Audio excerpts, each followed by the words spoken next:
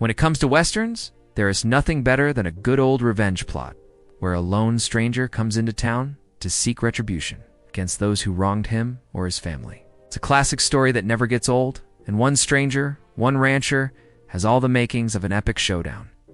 But it's not without its plot holes. Here are 5 things that make no sense in One Stranger, One Rancher. Number 5. Why does nobody recognize the rancher? The very first scene of the film introduces us to Cormac, a man who looks like he just walked off the pages of a romance novel. He's got the smoldering eyes, the tousled hair, and the rugged good looks that make him instantly irresistible. We soon learn that Cormac is a rancher, but as far as we can tell, he's a bit of an unknown quantity in the small town of Bridge Creek. Despite this, the townsfolk seem to take to him right away.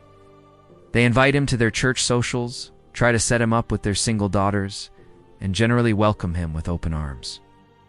It's only later that we discover that Cormac is actually a notorious criminal wanted for a triple homicide back in Texas. So why don't the folks in Bridge Creek recognize him? We're not sure if they just have terrible eyesight, or if they real suffering from a collective case of amnesia. Either way, it's a bit of a stretch to believe that a handsome stranger could come to town and fool everyone into thinking he's just a regular guy next door. No. 4. Where's everybody going? When Cormac first arrives in town, he's met by a friendly sheriff, who tells him that everyone in town is at the schoolhouse for a board meeting. While the townspeople are gone, Cormac decides to check out the local saloon, and what does he find there but a whole bunch of kids, playing poker and drinking beer. Now, we're not gonna lie, we've seen some pretty messed up things in our time watching westerns, but this is a new one. Apparently, these kids aren't just your average run-of-the-mill hooligans. They're also somehow able to gamble and drink legally, which is a feat we're not sure how they managed to accomplish. We mean, have these kids been drinking since they were 2? Or did they just skip the whole childhood thing and go straight to debauchery? Regardless, it's a bit of a head-scratcher to figure out where all the adults went and how they left all these kids in charge. Perhaps they all just had a sudden case of common sense and decided to stay away from the only saloon in town. Number 3. What happened to the bodies? Now, when Cormac was on the run from the law, he had to hide out in some pretty desolate places, including a cave full of dead bodies. That's right. It turns out that this wasn't just any old cave. It was a veritable necropolis of criminals and outlaws who had met their demise in the area. Presumably, they died at different times and were brought to this cave by animals or possibly even Cormac himself. But either way, it's a pretty gruesome discovery. However, the most perplexing part of this particular plot hole is that nobody seems to care. After all, if you found a cave full of dead bodies, you'd probably want to tell somebody, right? You'd maybe contact the authorities or at least post about it on social media. But the folks in Bridge Creek do and seem to bat an eye when they hear about Cormac's grisly find. Maybe they're just desensitized to death, or maybe they've got bigger things on their minds. Like, hey, did we mention there's a bar in town that serves beer to children? That's pretty messed up. Number 2, how does the baby survive? In the midst of all the gunfights and shootouts, there's a brief moment of levity when a baby is introduced into the mix. That's right, a baby. Somehow this poor child finds himself in the middle of a dusty old western town, dodging bullets and tumbleweeds alike. Now, we're not gonna lie, we were a little confused by this plot device. At first, we thought maybe the baby was just a figment of someone's imagination, like a hallucination brought on by too much whiskey.